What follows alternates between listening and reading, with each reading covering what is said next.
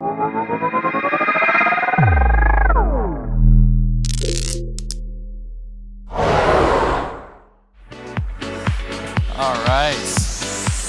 Hello, hello again, everyone. Hope you enjoyed your coffee.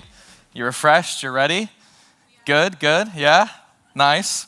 We love some audience engagement, so looking forward to that with this exciting panel. Web3, NFTs, the metaverse, and the future of media and entertainment. Sure to be an exciting one. We got Erhan, the main man of EAK here, moderating. I'm sure he's going to be great. And then we got some fantastic panelists doing some really cool stuff in the entertainment space. Should be a good one. And with that, I'll give it up to them. Woo!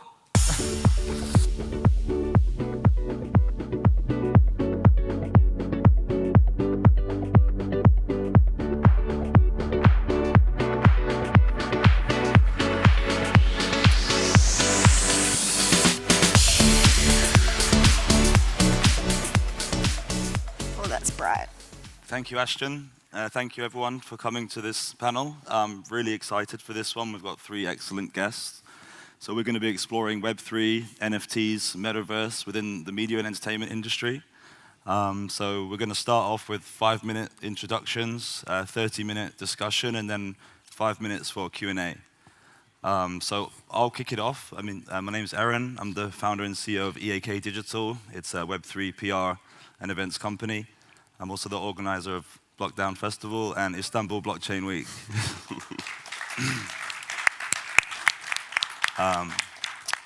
So Lisa, would you like to introduce yourself? Yeah, hi, I'm Lisa N. Edwards. I'm the founder of Visual Media Group, formerly an agent in the media and entertainment industry, and I went into crypto at the beginning, and so I run Getting Started in Crypto, 1,000 to Millions, the Moon Mag, and I've also got an NFT project called Coin Runners, which is raising funds to make a crypto movie. Cool. I'm Wes Levitt, head of strategy at Theta Labs. We built the Theta blockchain. So we build a variety of decentralized products focused on the media and entertainment space, mostly in video infrastructure, but probably most relevant to our panel here, we launched an NFT platform called Theta Drop last year. Partnered with a lot of great names that have done drops there, including Katy Perry, Party Poker, and currently with American Idol, we're doing a weekly NFT drop where you can get the NFTs of contestants and compete to win on the show. Hi everyone, I'm Cristina Lucrezia-Corner, editor-in-chief at Cointelegraph, one of the oldest and biggest publications dedicated to blockchain and cryptocurrencies. I'm also part of different wonderful communities, exploring the role of community in solving different important tasks to make this world better, like 100 Women at Davos or Blockchain for Climate. I'm very interested and eager to talk about the importance of communities in building this new Web3 world with regards to the technology and to engagement of these communities. Okay, so we've seen a lot of Web3 coming into media entertainment, from NFTs to metaverse performances to DAOs. But maybe we can just kick off quite general. Like, what are the main trends that you're seeing Web3 infiltrating the media and entertainment space? Well, basically, being in the film industry, we're seeing a lot of films raising money through NFTs, so taking the place of websites like Kickstarter and that sort of thing, and then owning their own movie, basically, and then looking for distribution afterwards. So that distribution is then coming through Web3 companies and keeping that within the industry. So that's kind of what we're seeing at the moment with the NFTs coming into film and media. So just that ownership that they're creating. Yeah, we're hearing a lot from different media companies that we talk to that it's starting to come down from the top, from their board and their executive team, that they should have a Web3 strategy going forward. I don't think a lot of them exactly know what that even means, but it's obviously filtering through, and they're realizing that as they see platforms where users have more control and more ownership of the assets on it, they can tell that's that's coming, and they better get ahead of this trend, otherwise they're going to get left behind. So it's starting out with, sort of tiptoeing into it, doing an NFT drop, and maybe it's just a JPEG or something, but it's getting there. That education is going throughout these companies, and I think they're going to start diving in a more serious way. Well, it's been a crazy year, and I guess the lockdown period actually brought so much craziness into this digital exploration.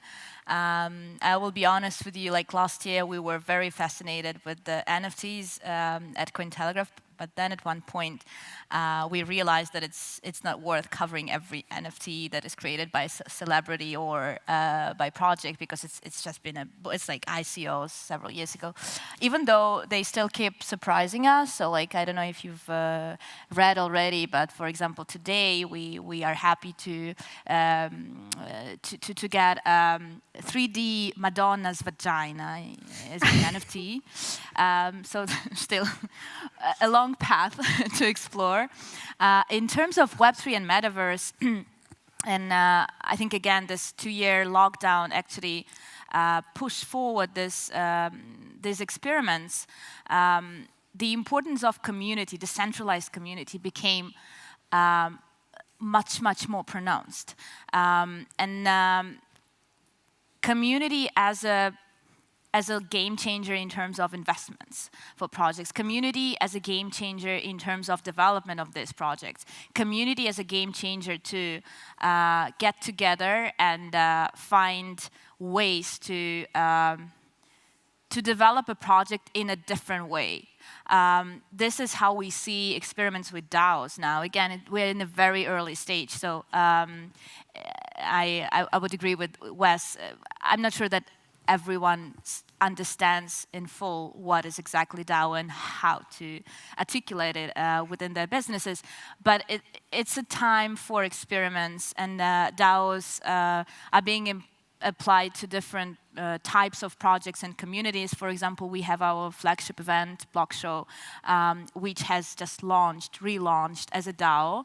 I will be honest with you, I don't know yet what this will exactly mean for us. I hope that it doesn't mean that the community will bring us to an in-person conference somewhere, I don't know, in Antarctica.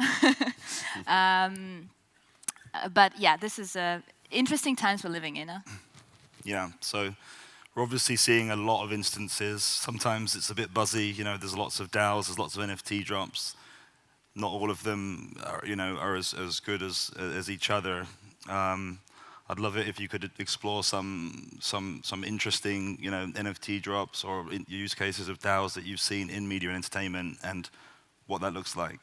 Yeah, so I've seen Wesley Snipes has just released a DAO where they are basically, you can vote on the films that he will be making. So you invest in their coin, and then they will get several scripts. I think it's 10 at a time, and within that DAO you can then vote and they will make that one film. So writers can submit, and then that way you see Wesley Snipes in your film. Super cool. Yeah. Wes? Yeah, it's definitely hit or miss what we're seeing. And to be blunt, even within our own platform, Theta Drop, we appreciate everyone that works with us, of course. We will always welcome them, but the level of commitment from some celebrities and some media properties is way different. Some of them are the type that you referred to, they're just dabbling a little bit, and they do a drop, and then there's not really a lot of follow-up, which is unfortunate because it's not a great experience for the NFT holders. But there's others that really dive headfirst into it, which we love. Like I referenced American Idol doing it, where we showed them how each week on the secondary market, when the contestants' cards are trading, as the performance is going on, you can see in real time the price changing depending on how good the performance is going on their show. So someone hits a bad note and everyone boos them, and all of a sudden the price of that NFT plummets. So we showed them all this data, and they got really excited and immediately brainstormed ways you can make even more engagement with the NFT holders. So that's what we want to encourage, and definitely the ones we prefer to work with rather than the ones who just see NFTs as a great new cash grab. I really like how NFTs are changing approach to art creation by artists, gives additional opportunities, and also gives additional opportunities to good causes. So, for example, there is this wonderful initiative, Digital Art for Climate platform, that is basically collaborating with different artists on art related to climate action, and then some of the proceeds from the sales go to climate action itself, and others to the artists. I think this is a great example of engagement of community of artists to catch attention towards some important topics as climate action in this case. And I would like to see more and more applications of NFTs to like real action that we need. Yeah, thank you. So I know that another key area as well to touch upon for the NFTs is like the intellectual property rights and the copyright and the new revenue streams that gives to artists and actors and actresses. And Lisa, I know we touched on it backstage. We did. So that there's such a huge sort of grey area with that as well. So when artists go in or actors go into their contracts, they now need to look at the digital media and that sort of stuff. So when you are looking at a large Hollywood sort of film contract, there's, there are 100 pages or something like that, and you'll have where that artist's image can be used, how many times they need to mention that film in, sort of interviews, in articles, in that sort of stuff, just to get that film name out there. So if you've got a star like, say, Tom Cruise or Margot Robbie, it would be written in that, you need to do 10 different interviews, and within those interviews you need to say the film name X amount of times. So that will all be written into their contracts. So they now need to look at digital media. So there has been issues with artists selling their own image that has been in films, whether, the big Hollywood companies have come down and said, well, no, we own that. That's just because it's your image doesn't mean you can sell that.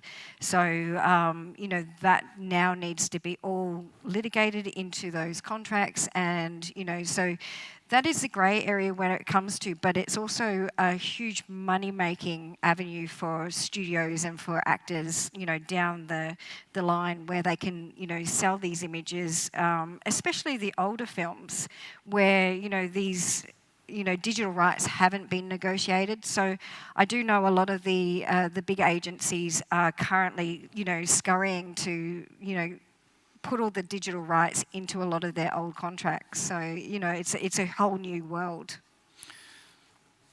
Yeah, we think that's a big growth area as well. Actually, just this week on Monday, we launched the first example of where we used a Theta NFT to be the DRM to unlock a video stream.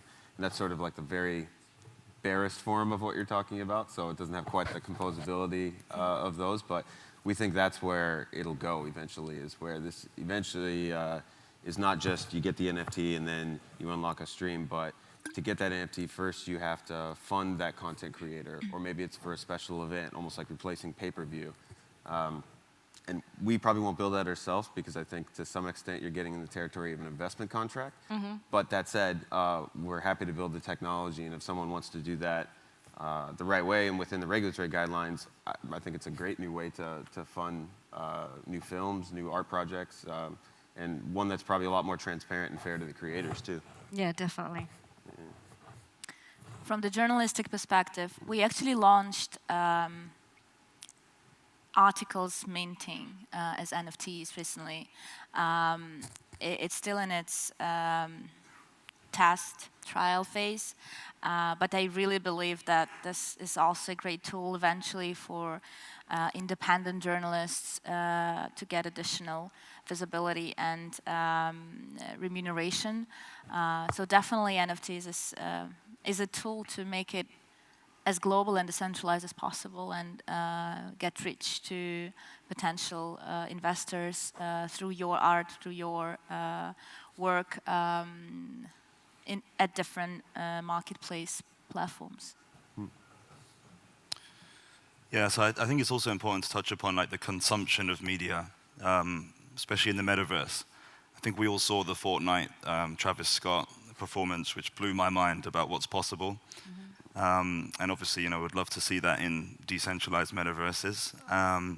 So, I mean, yeah, I mean, you could all talk about this really, even watching a film, or reading content or taking content on Cointelegraph or on Theta TV. Like, in terms of a metaverse context, like, what can we expect? Like, what do you see?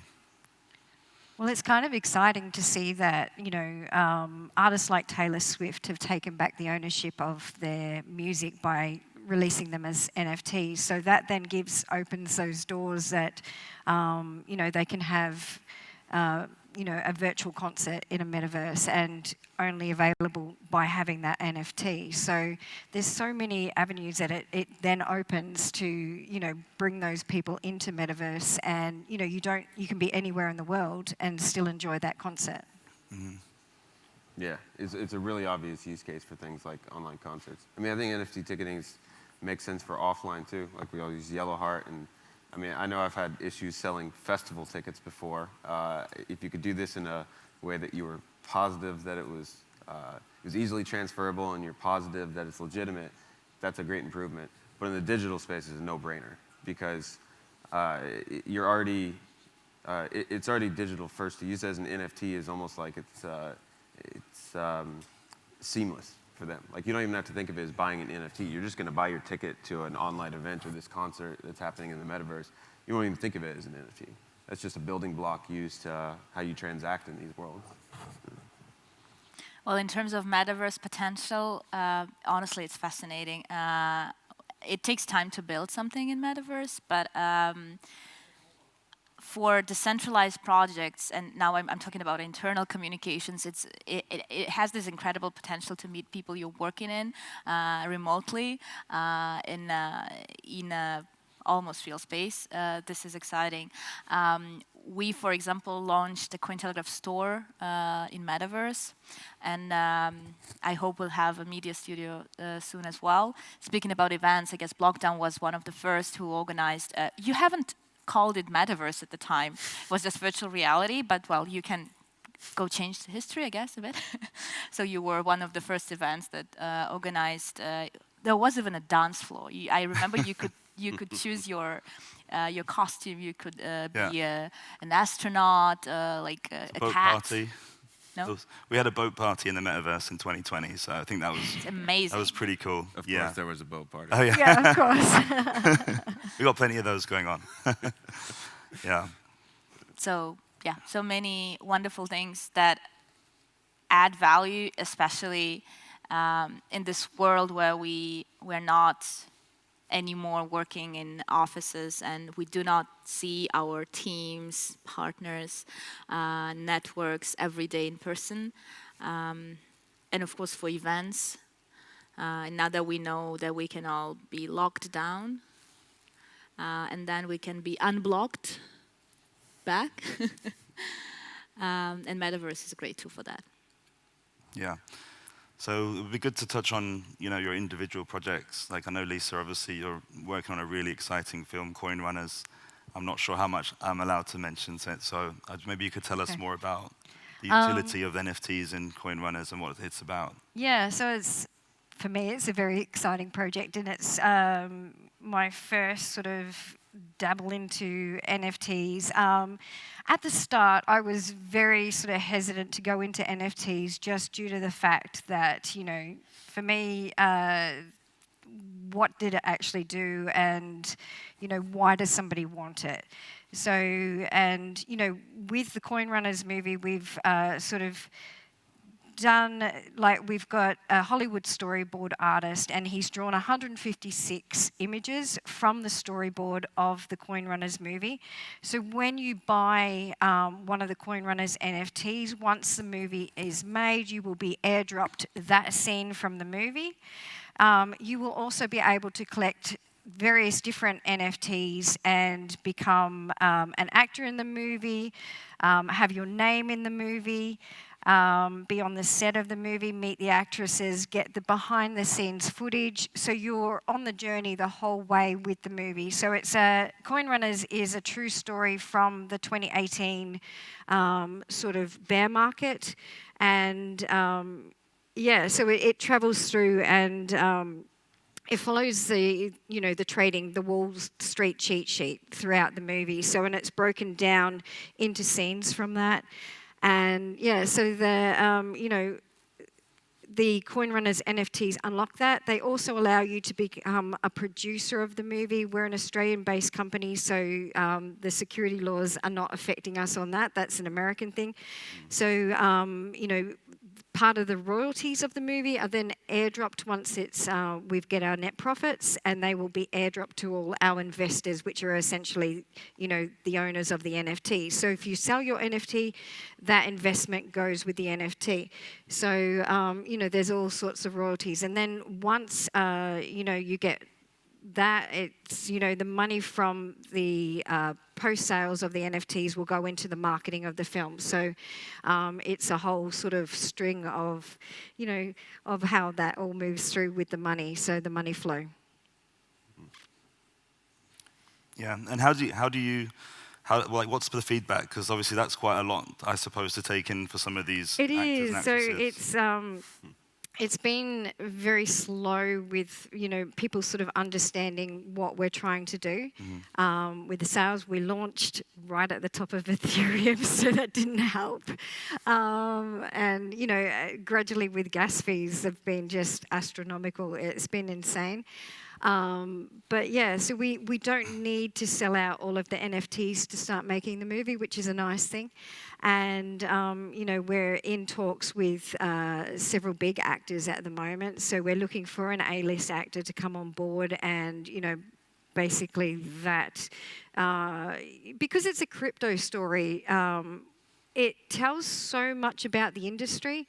More so, we're funding it within NFTs and crypto, but it's also a positive crypto story in the end. So it goes through the ebbs and flows of how crypto works. But and I think it will bring people into the industry and create that interest and buzz again in the industry. Yeah. And moving on to Wes, with Theta, I know you recently launched Theta Drop. One of the things I really liked about Theta TV was it enabled content creators to drop NFTs during the live stream, which we've done ourselves on BlockDown before. Yeah. Where's Theta going next? Is it going to be a Thetaverse? What's the big plans? Yeah, we're not planning on launching a Thetaverse. Don't maybe ask me in a year or so. But we're thinking more of keep doing what we're doing of building tools that can be used in metaverses or other virtual worlds. So like our video infrastructure, or being able to embed a stream and then have it be stored on a decentralized node, or NFTs being used in metaverses. We're kind of sticking to our knitting and trying to keep building things that work within that, especially because it's already getting to be a pretty crowded space. There's, I think if we launch another metaverse, that's just going up against people that are already very far along. But yeah, we think it's definitely a growth space within crypto. So I think it's the right move to be focusing on building how you can support these metaverses, because it's only going to grow from here. Yeah. And Christina, in the context of the media space, how do you see that? Well, we are here always to provide this educational support to the audience, to the readers, to the communities. So I think while there are wonderful experiments, as you've just mentioned, it's very important that media actually gives support, educating people of what is exactly the potential and how it can be relatable to them, not just to some concrete projects. So this is a very important mission for us, and we've been doing this for almost 10 years. And the more mainstream blockchain becomes, the more important it's to educate people. So obviously, DAOs are, one of the biggest buzzwords in the industry. Everyone's trying to do a DAO. Do you genuinely believe that, by using DAOs, even within media and entertainment, which actually, is largely ran by big centralized publishing houses and record labels, etc. Do you ever see that becoming an actual thing, or do you think this is a trend? It could be a trend, but it also gives the artists back that ability to own their own work. You know, with a film, it's a little bit harder because you need distribution and so many other levels. But you know, you essentially own that film going to the distributors and going forward with that and going to the studios and saying, okay, I've got this film, we've made it with the money from the DAO. These are our investors, and is it good enough to put to cinema? Are we going to run it to Netflix? And then look at those contracts that way. So it essentially gives those artists and those producers ownership. And that is what is lacking in the industry. It opens up the indie film industry to such a broader range of people coming in and a lot more money. So, and really what the film industry needs as a whole. Yeah, I don't think it's just a trend. I think there is valuable ways they can be used, but I would say you also need to be wary about who makes up the ownership and the voting of the DAO, because it's like a garbage in, garbage out situation. If it's the same cartel of people controlling it, it's the same as the centralized entity you had before. If anything, it's worse, because you also are then lured into thinking it's fair and decentralized, so you actually can get in even more trouble. It's like investing in a stable coin and thinking it's safe, and it's not. It's actually more dangerous than something you thought was high risk. Depends on the stable coin, I think. Yeah, right. Yeah. Exactly. You need to be selective there. Long story short, it can be really powerful as a tool if it's genuinely equitable, the ownership and the voting rights of it. But if it's stacked in favor of a few people or the wrong people, it can be just as bad as a centralized entity. I think what is important to take into consideration when talking about any Web3 DAO community-focused initiative is the formation of this community. So before you engage it, you actually form it. And if you want it to be as inclusive and diversified in terms of its engagement, you have to first think about creating this community, diversified and inclusive, and educate it to make it an asset for your business and create trust, reciprocal trust with the community that you're working with. And that's also protection for when, inevitably the code fails in some way, that strong community can pick up the pieces and make sure the DAO survives and moves forward. Yeah. So what do you think are the biggest challenges for adopting these Web3 tools in entertainment and media?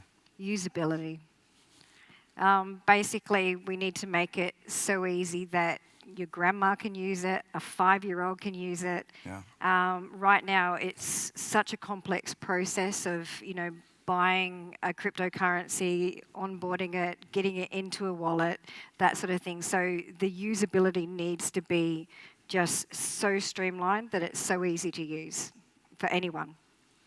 I think that's true, and also I would say legal departments are one of the biggest hurdles for getting these legacy companies to adopt it.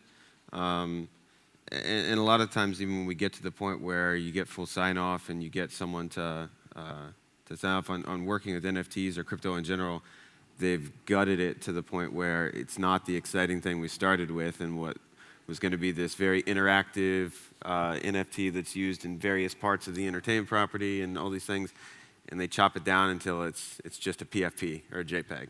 So that's kind of behind the scenes. That's a lot of times when we drop and it's not really what we had hoped. It started out that way, and then there was concerns about if we do X, Y, or Z, is there a regulatory issue here on the part of the partner's legal department? And so in the interest of their protecting themselves, they make it just as basic as possible. But I think that's going to get better with time, too, because every time there's another example of an entertainer, someone that does a more in-depth use of NFT, it shows the rest of them that that's okay, or that's useful, or that resonated well with fans. And so it gets us slowly closer to more people using them more legitimately. I would say that education is key here, and you're not only educating your potential clients, but you also educate yourself and the industry along with you. We've discussed that with Erhan several times, like PR people that started in this industry several years ago, journalists who started in this industry years ago. It was tough to bring quality, both in terms of PR, journalism, and knowledge of the industry. So this is something that we are moving toward. This community, blockchain community, is very young, and it's both an advantage and disadvantage because it lacks a bit of traditional strategic tools and mindsets, but at the same time it has this ambitious approach to everything where instead of asking a question about when we can start talking about this, it's usually here about, let's do it right now. This is what blockchain community is about. And this is exciting. That's why we are going with such a speed, and we see so many experiments and creativity within the space. And so many new actors get involved, bringing their new ideas and synergy between technologies, between projects, between open sources platforms. And this is how some new unexpected surprises arise every day, every minute. Yeah, so what advice would you give to people in the media and entertainment industry when approaching, say, an NFT drop or a Web3 activation?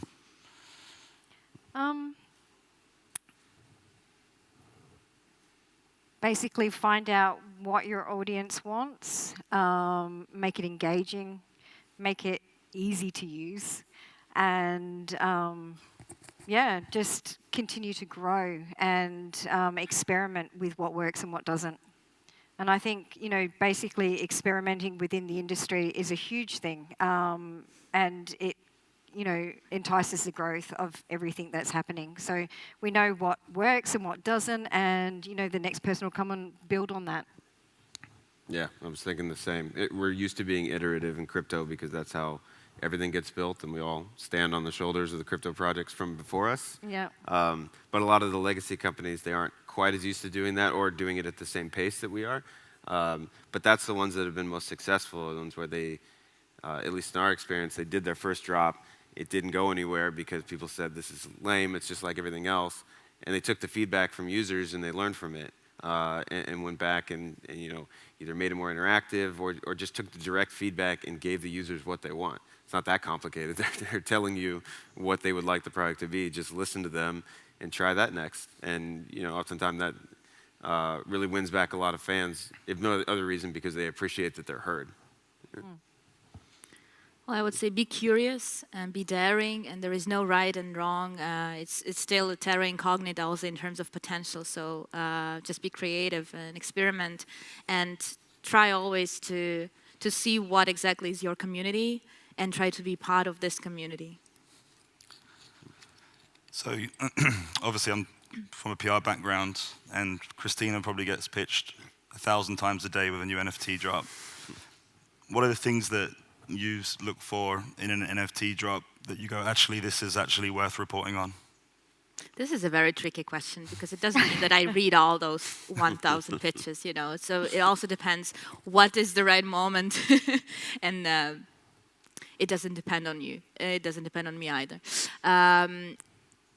But definitely something new and interesting. Without calling it, we are the first ever. Like, this is banned words. Like, no, I won't open this email because there is no first. We are all first, and you bring something new. You experiment with something new. You have to be into this 100%. So I hope I answered your question. Yeah. More than 1,000, actually. And Wes, from a Theta perspective, the different artists and that you're signing up, which ones are most positive about integrating Web3? Like, is there a specific niche? Because, for example, the musicians really love it, gamers hate it. What's been your experience? Yeah, so it may just be because of our connections who we work with. CAA was one of our seed investors, so they've introduced it to a lot in the film and TV industry. We haven't got as much penetration into the music sector yet, but yeah, I see other NFT platforms that have great experience with musicians, so that's definitely one of them too.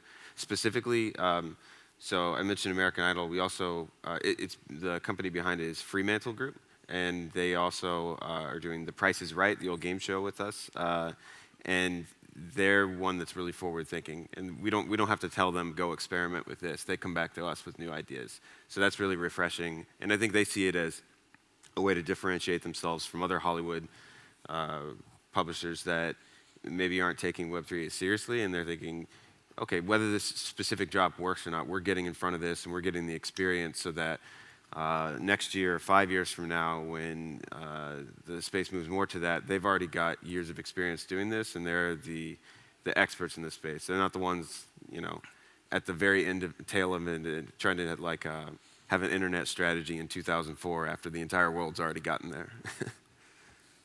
And Lisa, finally, from the film industry, is there any specific films or examples that you've really liked so far outside of your own? I'm seeing a lot of stills being sold and that sort of thing. Variety just did a huge big article on how NFTs are being integrated into the film industry. So, when big publications like that in the film industry are starting to sort of take note, I think that's a huge turning point for everything happening. Okay, cool. So look, we're into our final 5 minutes. So we're into our Q&A. Obviously, we've got 3 great guests. So if anyone has a question, just please raise your hand and we'll get a mic over to you.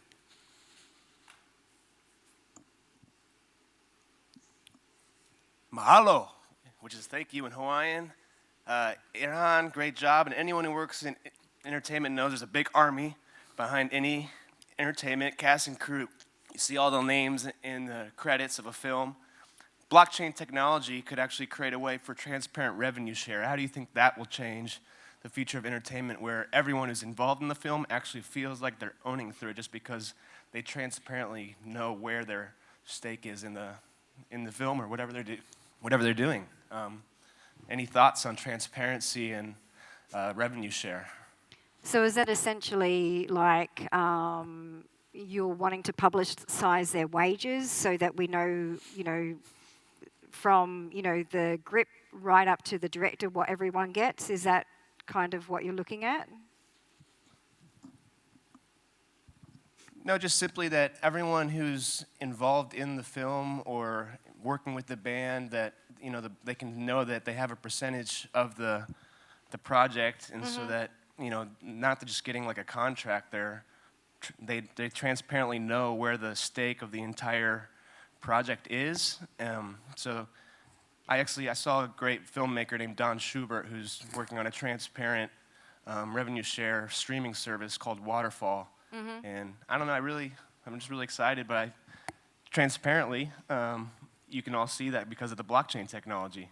Yeah, I'm not really sure how that would be, possible right now without making it a DAO or doing something like that, because when you are making a film, you are outsourcing such a lot of the work and the commitment to sound teams and film teams and the location and catering, and it's a whole big process. It's a whole sort of like environment of its own, and so making that fully transparent and those people then own part of the film, it's kind of, unless they're putting investment, they're putting time investment obviously, and if they're not getting paid and that's the revenue of the film is then paying them, then that's a whole different thing. But the initial production and making of the film needs to be like, they're on a contract and they're being paid and that sort of thing. So I think it's possible down the line, but right now with the way Hollywood and movie studios work, I don't think it's as possible as it is right now. Yeah. We are seeing ways for more simplified, maybe not a whole film production, but like in the for content creators of online video, we recently led the seed round in a company called Replay, and they're from the video space and are trying to solve an issue they saw at prior companies where the content creators themselves don't have transparency into how many views they have translating to how much they earn, and it might be 6 months before they get paid after it goes through all these different middlemen. So at least in that very basic, individual content creator creating a piece of content, they've got a solution where there's more transparency into how much you're earning there. So yeah, maybe down the line that you could expand on that to where anyone that has a piece of the production could get a small percentage of that, just like they do in the simple version. Yeah. Thank you. We're all first, just like you said.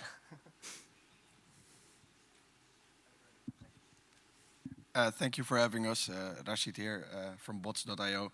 I have a question. I'm always very interested in customer success. What is the best example of customer success optimization you've seen from a NFT company? Okay, do you have any examples that you can send me home with to emulate? I don't know that it's the most creative example, but we definitely, anytime there's something that goes wrong with one of our NFT drops, at minimum, we go out of our way to compensate them and then some. So it's just throwing money at the problem in some sense, but I think just because so many times in crypto there's no customer service, or they don't care what something happens to them, something gets hacked and the users are just out of luck, that they appreciate that you actually went through the trouble and recognize that, like, okay, we screwed up, it is a problem, and we're going to take ownership of that. So maybe it's just the bar is so low in crypto, but at the very minimum, like, reach out to your customers and make it right for them. Yeah. But you also can see importance of community here. Like sometimes customer service actually is partly helped, supported by the community itself. And this is a great opportunity sometimes to get feedback and help through the community quicker and even more efficient than from some, call center, support center. Yeah, that's a great point. We're only 25 people at our company, so generally it's the thousands in the community that are bringing a problem to our attention. For us, it's not us first that finds it with our QA folks. Okay, guys, we are out of time, but I'm sure our panelists will be more than happy to answer any questions you have, at the event. So thank you, everyone, for coming, and looking forward to the rest of the festival.